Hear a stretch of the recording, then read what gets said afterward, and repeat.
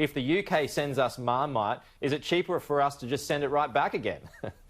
Yeah, look, it's a really good call. I mean, we know Vegemite's a global brand, and we do well there, and we know Tim Tams as well. I think the UK's really got to lift its export game. Well, just on that, I mean, what do you make of that free trade deal? I mean, it's hoping to be wrapped up by Christmas, but you know, what will this mean basically for ordinary folk at home? Yeah, well, there's an argument to be said, Pete, that it's probably a little bit more in the UK's interest. They need to obviously post-Brexit to be landing a lot of these bilateral trade agreements to sort of lift the export and economic performance in the UK, particularly post-COVID. We know how badly COVID's hit the UK economy. So, look, we're really going to have to sort of see this roll out quickly. These tend to take years, we know, these agreements. So I think it's really important that the Australian authorities, knowing that UK really need this too, do the best to strike a really strong agreement that's in the benefit of Australia's farmers and Australian business as well, and of course the Australian consumer. Okay, on to the big story of the morning, James. These explosive text messages that have been released. They're from Anthony Byrne. There's a lot of colourful and quite aggressive language that have been used to describe some of his colleagues. First of all, what are your thoughts on that? And I'll get to the next question next.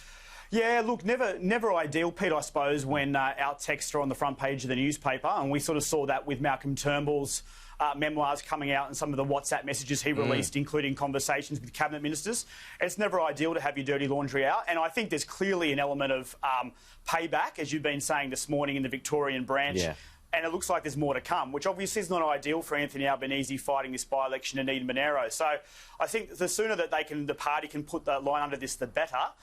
But yeah, not ideal and really hard to explain, to be frank. Well, what does this mean though, for Anthony Byrne, who's got a very important job as deputy chair of the Parliamentary Joint Committee on Intelligence and Security? Eliza Edwards, our reporter, put this to Anthony Albanese a short time ago and asked him if he can continue in that job. Albanese said he is deputy chair of committee, so he's not really going there. Can he survive in that role, do you think? Even though Andrew Hastie said that, you know, he does a good job. Yeah, well, I mean, look, that's an important endorsement, I suppose. Look, I think it's probably useful that it's the end of the sitting week, right? Whether or not we need to sort of see if Anthony Byrne's going to be there in Parliament today. Yeah, the process, the appointment process is a little bit different for a deputy chair as opposed to the shadow ministry when it comes to the involvement of the leader. So that's one thing. And I suppose there'll be an element of whether or not Anthony Byrne can ride this out.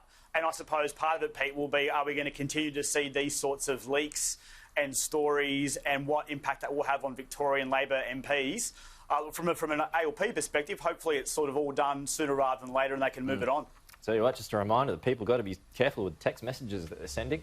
On to the economy. James, some pretty crucial jobs data comes out 11:30 today. Unemployment data, it's hoped to be less than 7%. It could well be more. What does it mean? Yeah, and because we've discussed, Pete, over a number of months now, it's also the total hours picture as well as the participation rate, and we saw a massive fall in the participation rate in recent months, which I suppose in some ways has kept that unemployment rate artificially lower. You've been talking again about underemployment this morning as well. So it's that total picture we want to get a sense of, and some of the market forecasts suggesting that we might be looking at 6.7% and around 75,000 jobs shed, which in the greater scheme of things a few months ago we probably would have taken that. It's just the broader impact. Remember, we're looking at the month of May in terms of this labour force data. We really didn't see a real unwinding of those COVID restrictions until the end of May. So we would expect to see some impact. I suppose the question mark will be how high, and then what the greater economic impact will be over the next few months. And of course, that then plays into the government's review of JobKeeper and that mini economic statement we can expect in July and what the next moves for the government will be.